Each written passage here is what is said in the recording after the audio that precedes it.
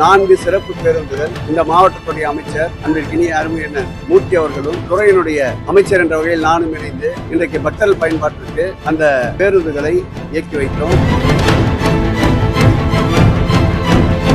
கீழிருந்து மேலே செல்வதற்கு வெறும் 10 ரூபாய் தான் கட்டணம். தொடர்ந்து இந்த சேவைகள் தொடரும். இதுபோல் திருத்தணி, ராமேஸ்வரம் மற்றும் பண்பொழியில், திருவண்ணாமலை போன்ற திருக்கோயில்களிலும் இது போன்ற பக்தருடைய தேவையை கருதி இது போன்ற பேருந்துகள் இயக்கப்படுகின்றன.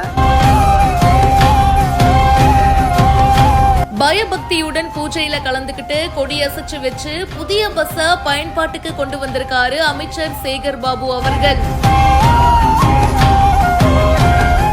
சிறப்புக்கு சிறப்பு சேர்க்கும் வகையில இந்த வருஷம் சித்திரை திருவிழா நடக்கும் அப்படின்னு சொல்லியிருக்காரு.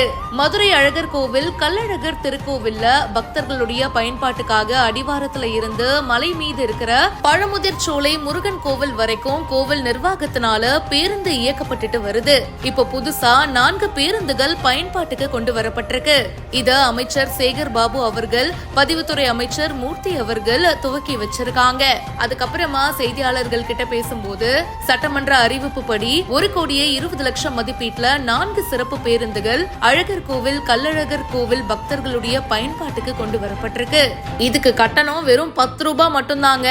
இந்த வருஷம் பாத்தீங்கன்னா சிறப்பா சித்திரை திருவிழா நடக்கும். முதல்வர் வழிகாட்டுதலோடு சிறப்புக்கு சிறப்பு சேர்க்கும் வகையில இந்த வருஷம் சித்திரை திருவிழா கண்டிப்பா நடக்கும் அப்படின்னு அமைச்சர் சேகர் பாபு அவர்கள் சொல்லியிருக்காரு. கள்ளழகர் திருக்கோவில்ல சித்திரை திருவிழாவுக்காக இந்த வருஷம் அழகர் ஆத்துல இறங்குற வைபவம், திருக்கல்யாணம், தேர் முதற்கொண்டு எல்லாத்தையுமே பாத்தீங்கன்னா பயங்கரமா ஒன்றிணைஞ்சு தொடர்ந்து ஆய்வு கூட்டம்லாம் பண்ணி எல்லாத்தையுமே பார்த்துட்டு இருக்கோம். சோ சிறப்பா சித்திரை திருவிழா நடக்கும் அப்படின்னு சொல்லியிருக்காரு.